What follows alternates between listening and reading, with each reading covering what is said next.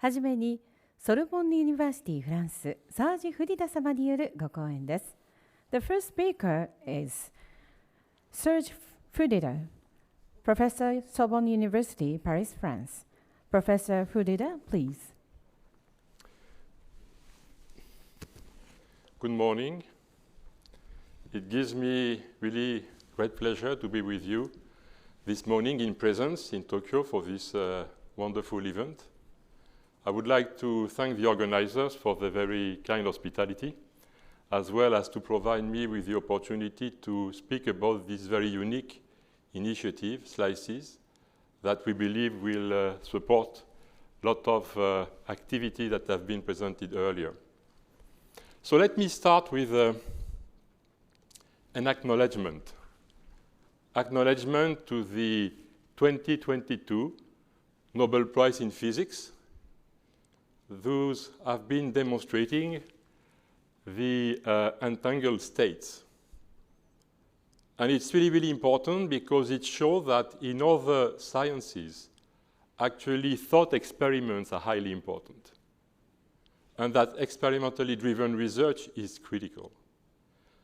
So some of you have been speaking about testbeds as a mean to support this concern about providing evidence. And this is what I'm going to touch base with you today.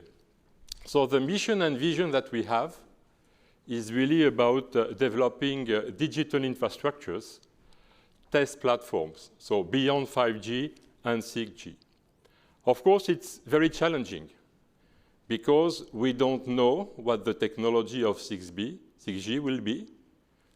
Everyone is still working on it. And also because we have a very fragmented community. So we have seen in some of the pictures researchers working on wireless technology, others mostly interested by collecting IoT data and applying machine learning models. Others are focusing on the cloud, and so on and so forth. So that's really a challenge. But it was already a challenge when we have been working on 4G testbeds, or 3G testbed, or internet testbed. So for instance, long ago, and we have the father of Planet Lab here, Larry, there were important facilities like Planet Lab or Orbit, who has been instrumental to help the researchers in order to test the assumptions. Then, a few years later, there were some initiatives, more structured initiatives from the different organizations that have conducted to initiatives like FIRE in Europe or Jenny in the US. And lately, we have seen a third wave of facilities popping up. So you see here initiative in the US, and Manu Gossein is here, will certainly speak about that. You have the Horizon Europe framework. Colin Wilcock is here, and certainly is going to mention the investment. And I heard about NICT, R&D initiatives, and you have also, of course, other initiatives in China or in Korea. Of course, this is really, really important and really nice to have. However, the competition is elsewhere. So the competition today comes from those hyperscalers, where they can mobilize a huge amount of resources so that engineers, researchers, they can design new protocol, they can deploy it at scale, they can do the measurement, and they can publish. So for instance, as an example, maybe you know this very famous conference, ACM SIGCOMM. In 2021, there were 43% of the papers published by the hyperscalers. So it's a real concern for the academic world in order to be equipped with the competitive solutions to develop their own research. Fortunately, and we see it as an opportunity, we have seen over the last few years the emergence of open source software initiatives that are really being developed based on network disaggregation. So ORAN, of course, is one of those. Open Air Interface is really important in Europe. ONAP, Ether, all those will certainly provide us opportunities to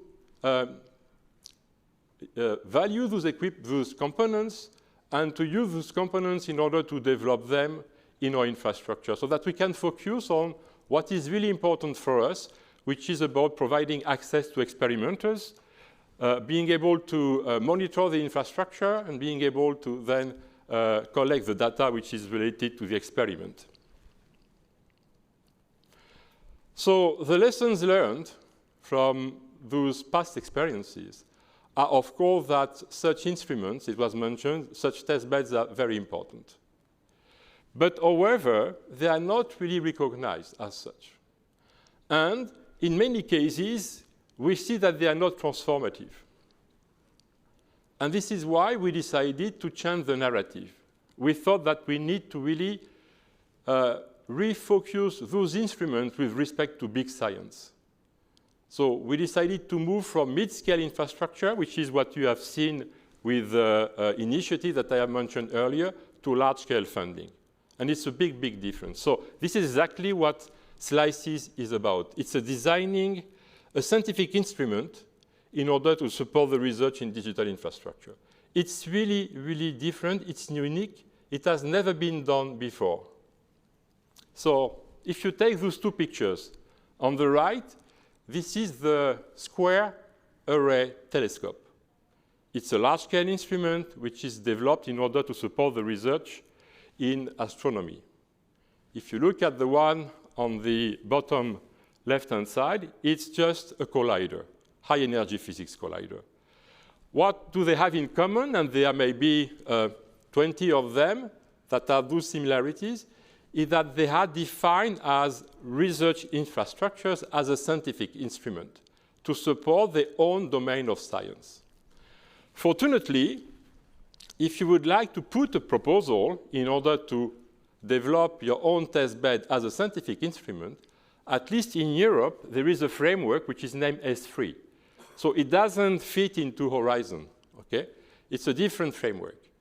It is a framework where you can come every 4 years to present an initiative so that eventually it will move into the roadmap.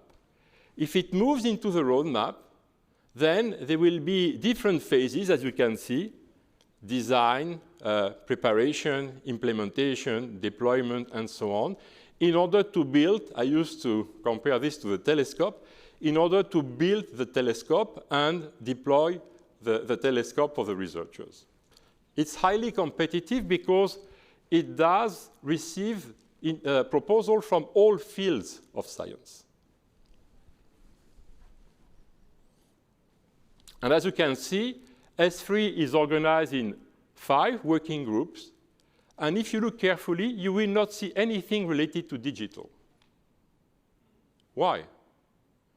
Because all those other sciences, they always consider ICT as a tool, as a support to e-science. Of course, we have big facilities in Europe, but just as a support to e-science, never as a tool to support the research that we do.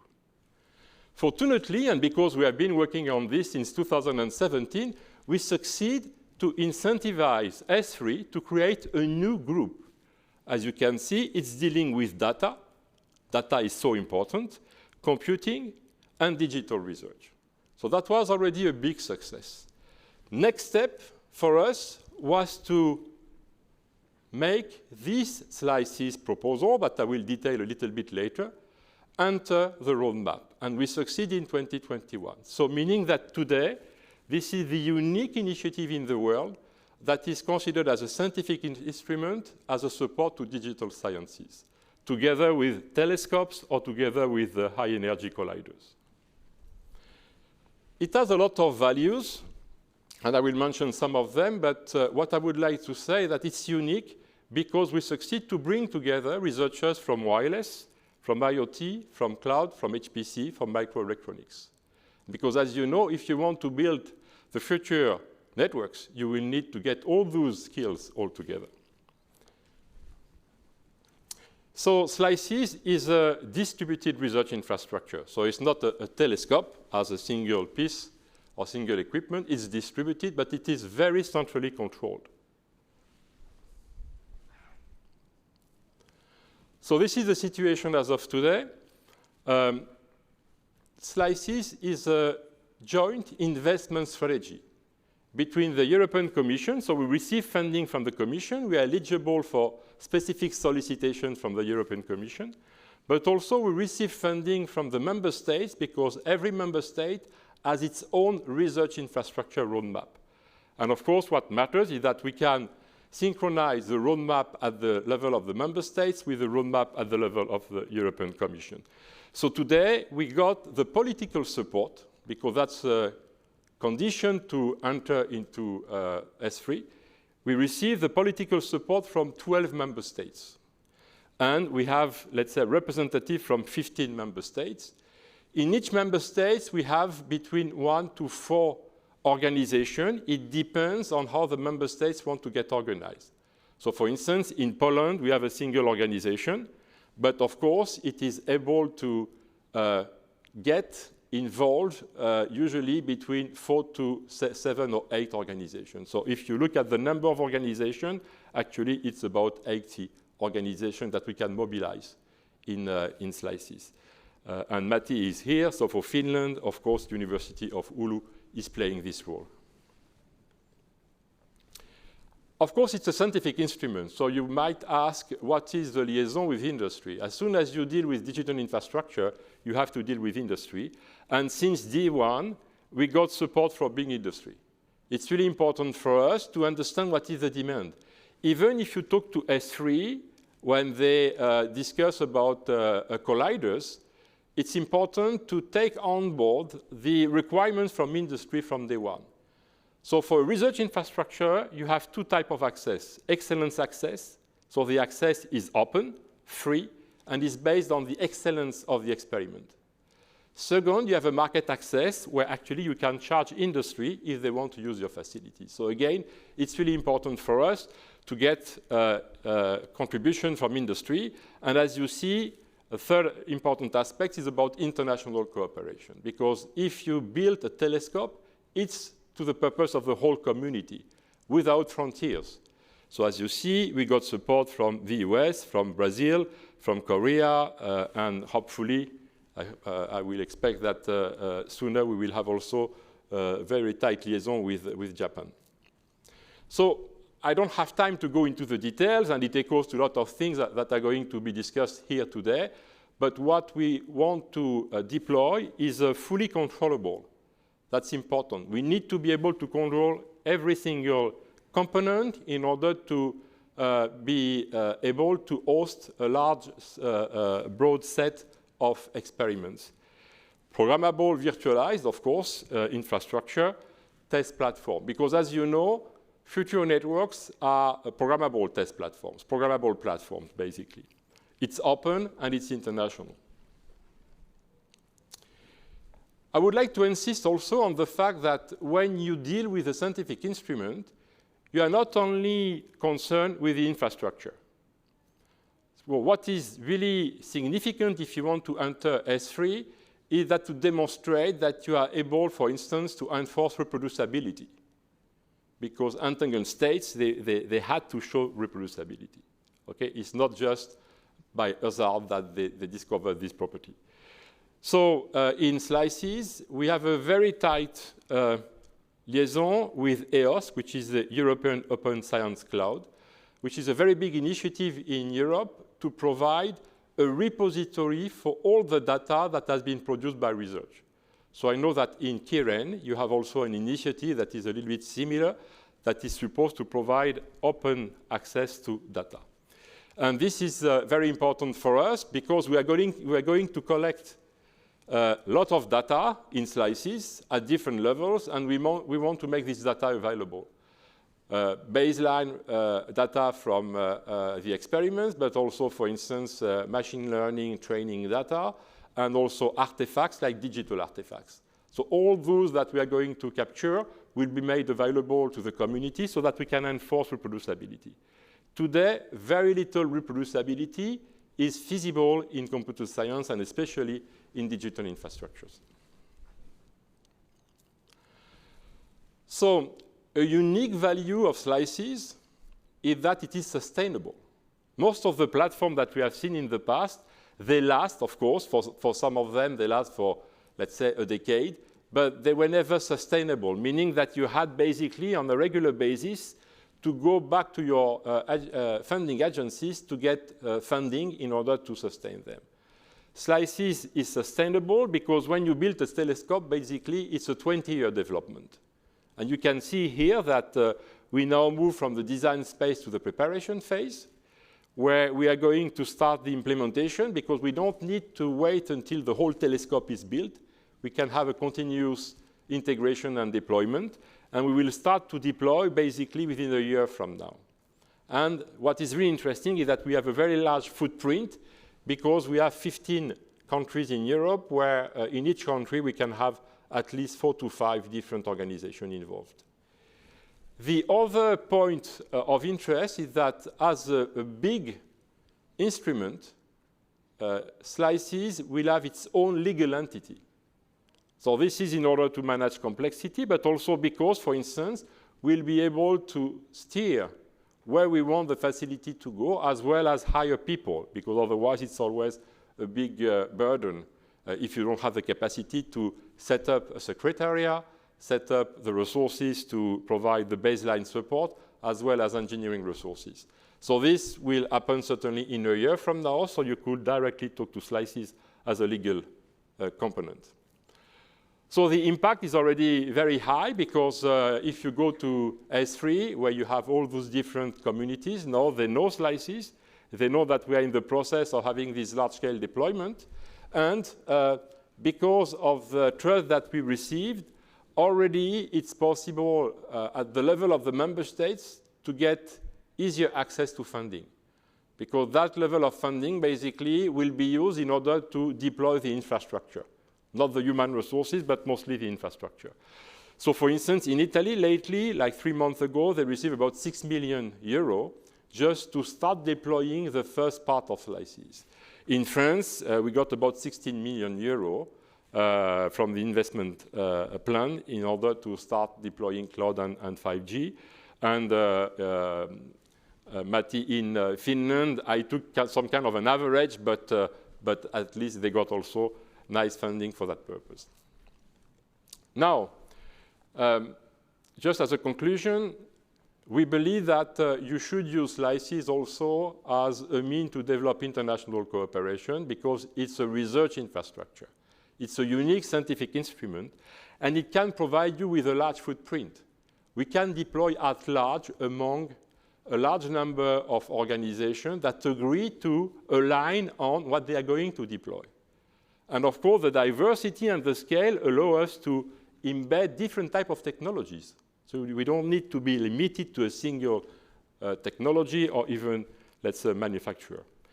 The second piece that I would like to address, it has not really been mentioned since yesterday, is about talent and capacity creation. As you know, everyone is competing with talent in order to support this softwareization of the society. And in SLICES, we'll design a SLICES Academy that will support different types of challenge-based education, tutorials, hands-on, in order for the young, talented people to be able to access advanced technology that are very difficult to share in a single lab. And then, I don't have time to go into the details, but basically, we are currently designing the SLICES blueprint, which is going to be the baseline playground that we are going to deploy. And of course, what is important for us is to do it jointly with our colleagues in the US, with our colleagues in Japan, with our colleagues in Brazil, because we can have a global scale infrastructure. If we are able to bring together continent scale research infrastructure and unify their access and their data, then we believe that we will be able to transform faster and address faster the big research challenges. So, of course, we strongly believe that we should use all possible components from open source software, from Ether to OpenAir interface, which is a key component in SLICES. And we have already different type of partnership with, of course, in Europe with SNS and national programs, NSF Power, ONF Ether, and we expect that soon we can start also liaising with what you are doing here within ICT and more globally in Japan. So I would like to stop here.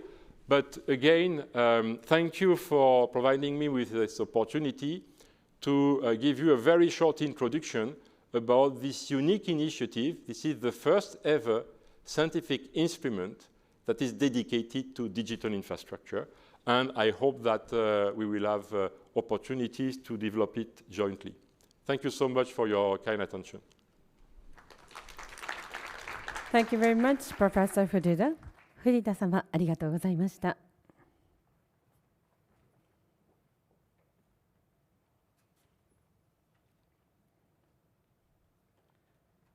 The next speaker will be Nozomu Watanabe, Corporate Executive, Network Service Business Unit NEC。続きまして、日本電機株式会社ネットワークサービスビジネスユニットコーポレートエグゼクティブ、渡辺望様によるご講演です。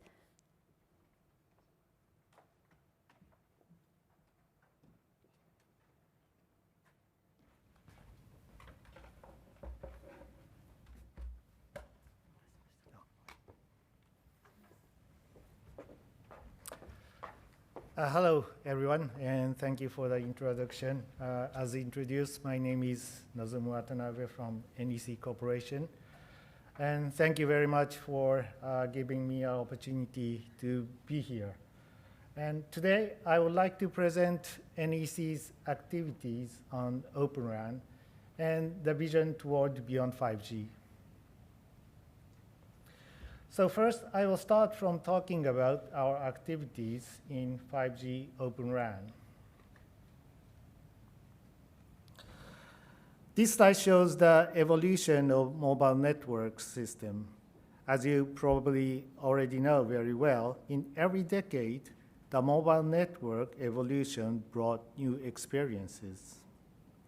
Up to 4G, it was mainly for the human-to-human communications.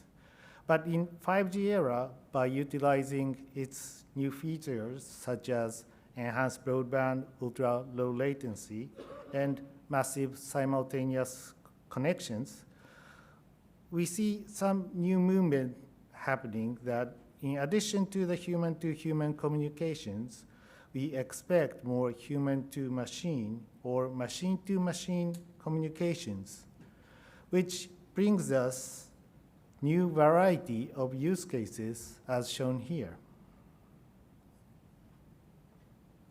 But in order to realize the variety of 5G use cases, it becomes more important to be able to enable flexible and agile networks to accommodate the unique requirement of each use case. And this is why not only the expertise in telecom networks, but cloud platform is also becoming important. And in addition, since 5G use cases are deeply linked to the industries, there will be even more requirements to the network, and no single vendor can solely deliver all of the required 5G promises. And here, open ecosystem approach becomes crucial to deliver the best-of-breed solutions. That's why open networks will be the vital foundation to deliver the 5G promises. So, as I just mentioned, NEC believes that ecosystem is the key for 5G to success. Bringing more flexibility, efficiency, and scalability in the network is essential to provide the values to the market through variety of 5G use cases. And this will be realized by creating an ecosystem by integrating NEC's assets with various partners' assets and provide the best-of-breed solutions. In NEC, to promote open 5G network business globally, we are enhancing our global coverage. We have 5 major locations across the world called COE, Center of Excellence. The US is the hub for Open RAN business development, which works closely with the engineering hub in United Kingdom. By having this COE coverage, we will be able to accumulate the know-how from ongoing projects and emerging expertise.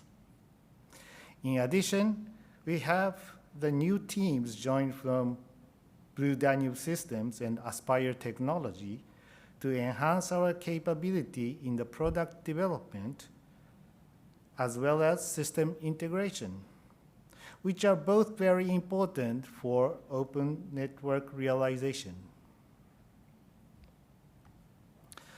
This page shows some of NEC's achievements with our customers in Open RAN by now.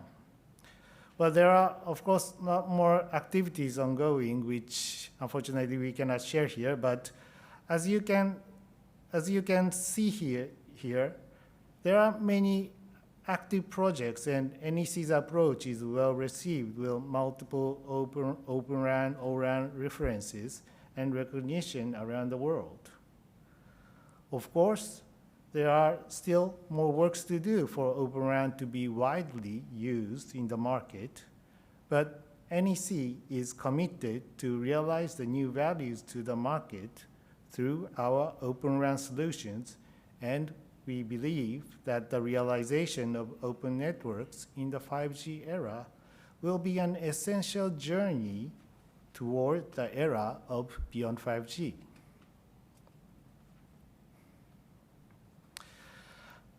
I would also like to introduce some additional achievements on the open network products.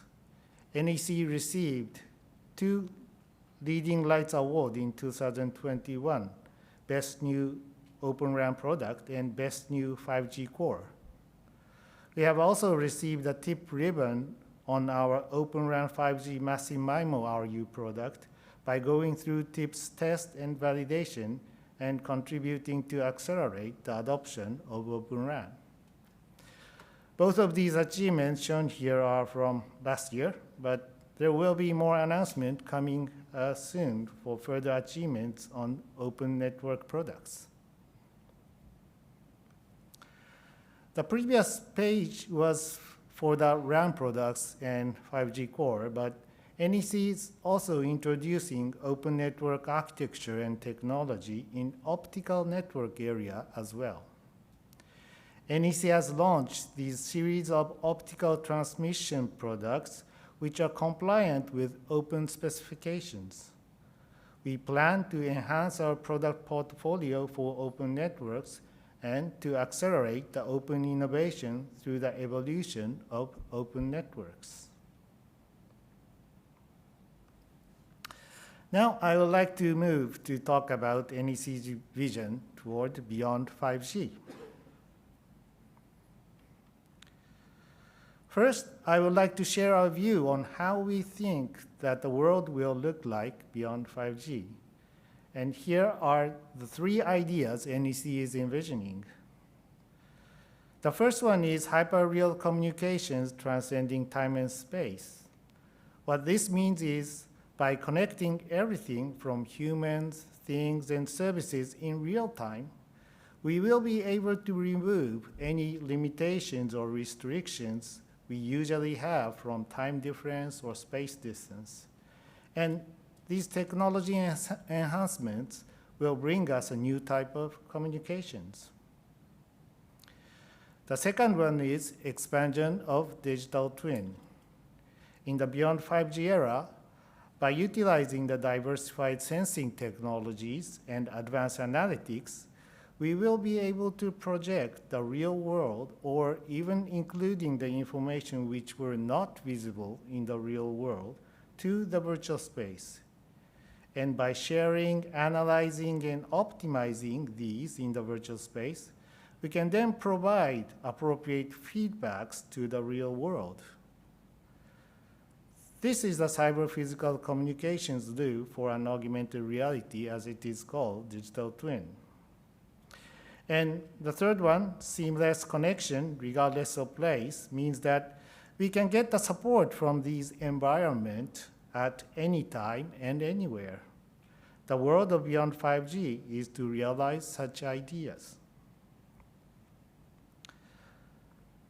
NEC is calling the society realized by Beyond 5G as Tele-X Society.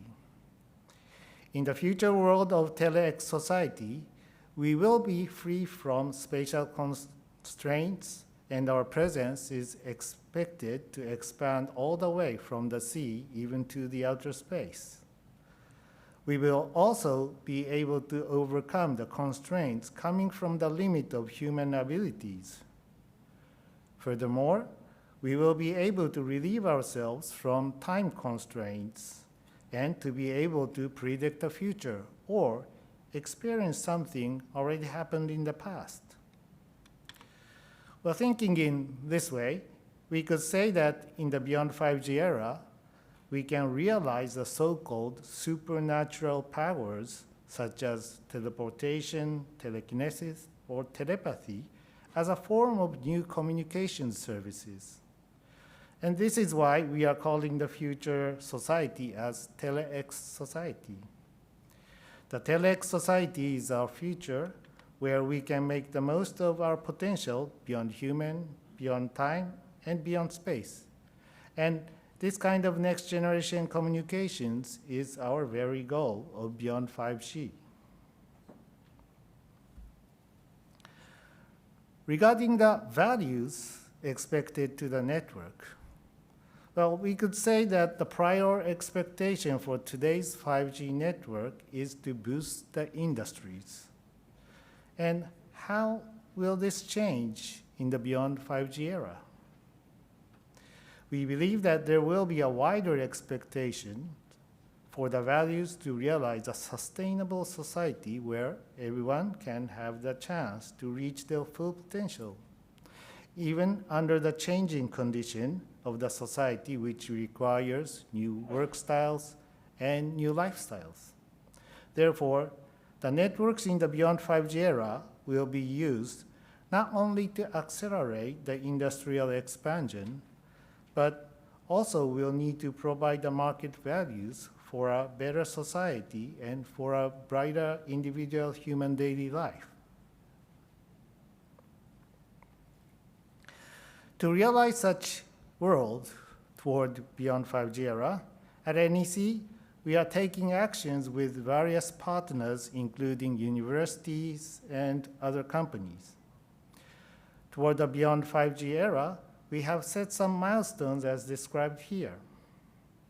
Starting from the R&D activity in the lab, we are planning to set up a living laboratory, which is, for example, using the university campus to evaluate the feasibility of not only the technical aspect, but also the social implementation challenges, including such things as governance or rules and so on.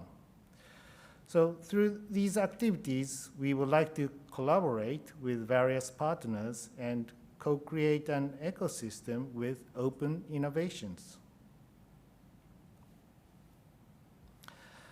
As one of the activities, NEC has launched a concept named NEC Connect in this June. Under this concept, as initiatives for open innovation, NEC is providing an open place for co-creation utilizing network. As shown here, we have set up NEC Connect 5G Lab and NEC Connect Cloud Robotics Center, and these places are actually being used to realize the future with which everyone can empathize, together with various partners and stakeholders. We believe that making open innovations through these co-creation activity is essential to develop new use cases for the future. Current target is mostly 5G technology based, but we plan to enhance our co-creation environment and activities to Beyond 5G in the near future. So if you are interested to join these activities, please let us know. Finally, to end my presentation, I would like to say that NEC has the will to realize the sustainable society where everyone has a chance to reach their full potential And we will keep challenging to make innovations in the era of 5G and beyond. Thank you very much for listening. Thank you. Thank you very much, Mr. Watanabe. 渡辺様、ありがとうございました。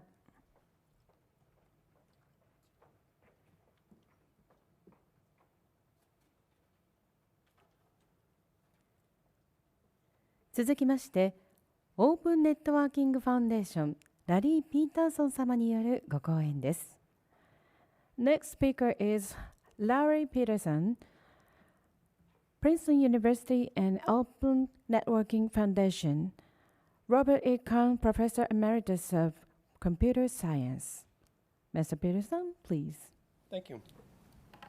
Thank you to the organizing committee for the opportunity to talk about Ether and the work that we're doing at the Open Networking Foundation.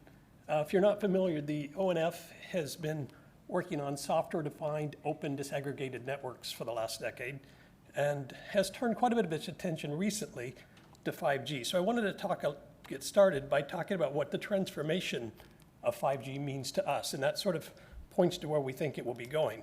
Of course, we started with a fairly closed, bundled system, and this is really about aggregation or disaggregation. So we start by exposing what's going on in the base station and disaggregating it. Parts of it, of course, split out to the RU, parts of it to the DU, parts of it to the CU. And likewise, we're going to open up the packet core. And I think the big takeaway here is that what we end up with is an opened microservice or cloud-native based solution. And what's really fundamentally different about this is that the line that we used to draw between the access network and the cloud dramatically moves to the very edge. And so effectively, most of the 5G network, and what I believe is fundamentally different about next G and beyond 5G, is that we'll be talking about cloud services is what will give us the implementation for our connectivity services. Now, as I said, what we focus on at the Open Networking Foundation is a combination of open source, disaggregated, and SDN or software-defined networking based. So let me talk about the software-defined networking aspect of this. So effectively what we're doing is we're going into what used to be distributed out in the base station, the control component of the RAN stack, if you will, and we're going to centralize it in SDN style and pull it back into a centralized location. And this is what in ORAN speak is known as the SDN near real-time REC, or the near real-time REC. From my perspective, it's an SDN controller no different than the SDN controller that we had been building for years for wired networks. And on top of it, we will build a set of control applications.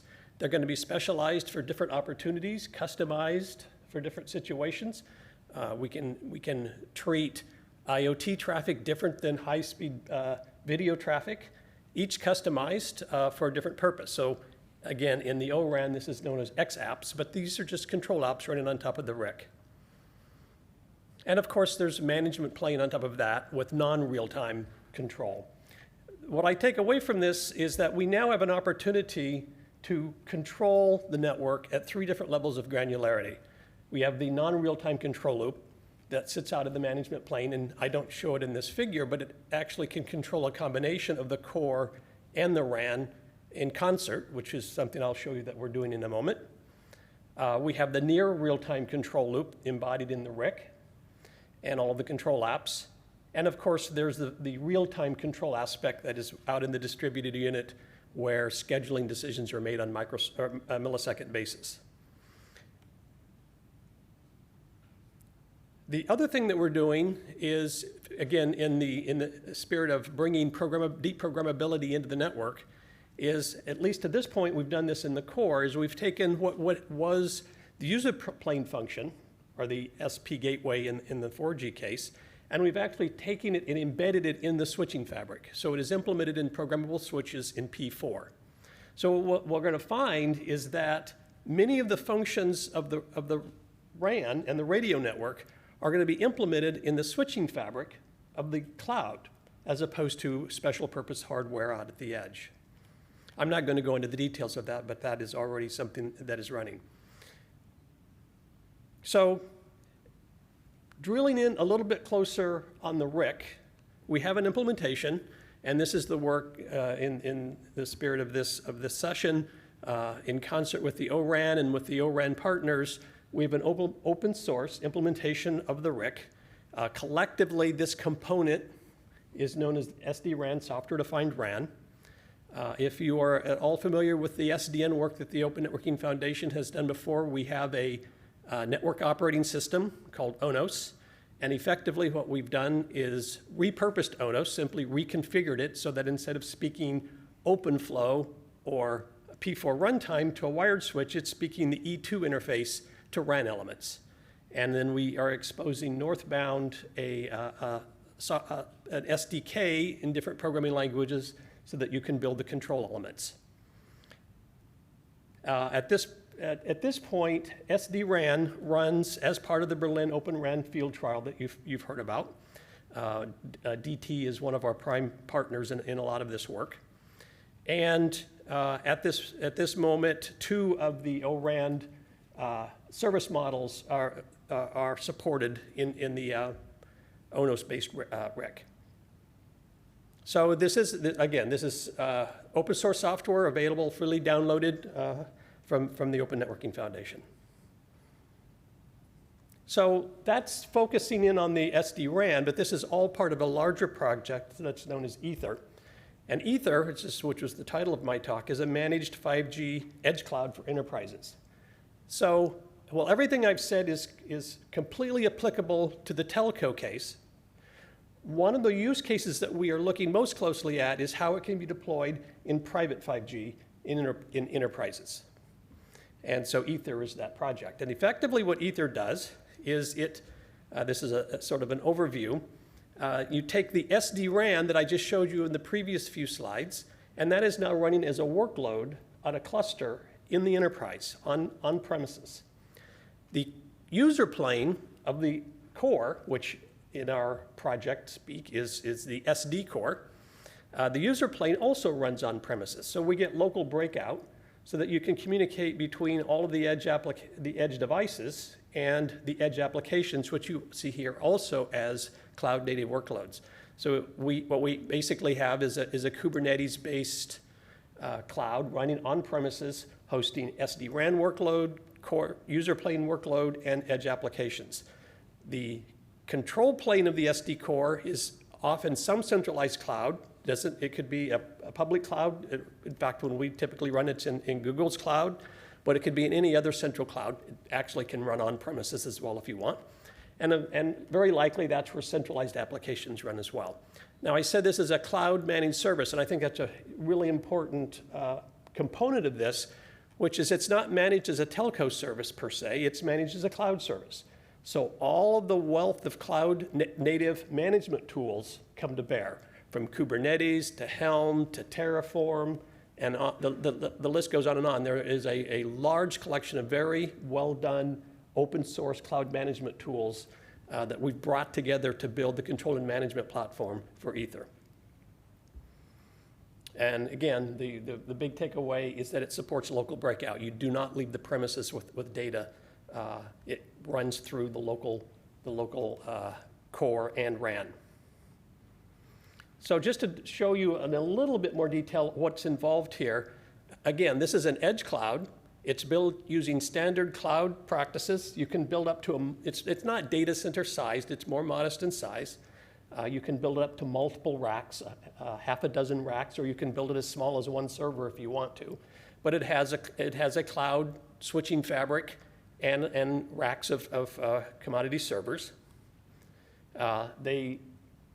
Small cells, because we're deploying in enterprises, are connected directly into the fabric. And we run a set of workloads on that. The first workload we run is the SDN workload. This is known as SD Fabric, which is a collection of both the operating system that runs on the switches, the network operating system, ONOS, and the P4 program that's loaded into each one of the switches because they are themselves programmable.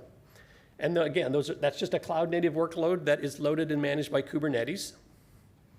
The SD core user plane, likewise, is loaded on as a workload on the edge cluster, although you also then, of course, have the option of of dropping that function down into the switching fabric with the P4-based implementation of the UPF. And finally, SD-RAN, as I showed a few slides ago, is another cloud-native workload that runs at the edge. And we call this the Ether Connected Edge. There can be multiple of those because you have multiple sites in your enterprise, or you have multiple enterprises if you're running this as a managed service for a set of enterprises. And back in the central cloud, you can have multiple instances of the core. Again, it's possible that they are customized for different use cases. And that's where the Ether management plane runs. Just to show you a little bit more about the Ether management plane, it is a full and complete cloud-native management system. It does resource provisioning, lifecycle management. You check in new code. It is continuous integration, continuous deployment. There's a runtime control interface, which defines an API through which you control the RAN at runtime. And then all sorts of monitoring and logging and telemetry data is collected as well. I don't have time to go into the details, but the important takeaway is that these are all built upon open source components. There is no closed source in any of that. As a consequence of that, we are able to generate a runtime API, and that is important because it gives you, again, at that closed loop control level that I was showing before, at the management plane, it gives you an opportunity to do closed loop control applications. That API can both read the data that the monitoring system is collecting, and it can write control information back into the system at a very high level, and then it filters down to the SD fabric, to the SD core, or the SD-RAN, depending upon which backend component needs to answer to that particular parameter. Ether is an operational system. It's not just open source, it is operational. It's been operating for the last couple of years, and that includes the disaggregated 5G field trial that we have been doing along with DT and several other partners. I wanted to close by just showing you an example of a demo that we run. This particular demo runs in an aeronautics laboratory at Stanford. We've deployed an Ether cluster and a set of small cells, and exactly the set of cloud-native applications I was describing before. We collect fine-grained network telemetry data. One of the really powerful things that programmable data planes give you is the ability to do integrated in-band network telemetry. So we're collecting that data. We can verify that the network is behaving exactly as it was intended to behave, because you also wrote the P4 program that decided how the network was to behave, and we can verify that and close the loop.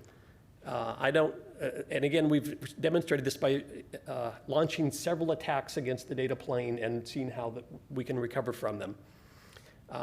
And as a consequence, we have built out a more powerful fabric implementation than before. The demonstration, again, is flying a set of drones in formation. There's a drone control edge application and a motion capture edge application. And again, it's a closed loop. The video captures, does motion capture, you do analysis of it, and then you dictate how the drones are to fly accordingly, and they fly in concert. And when you attack the system, they continue to fly in a coordinated way. There's much more information available. There's some research position papers that my colleagues and I have written.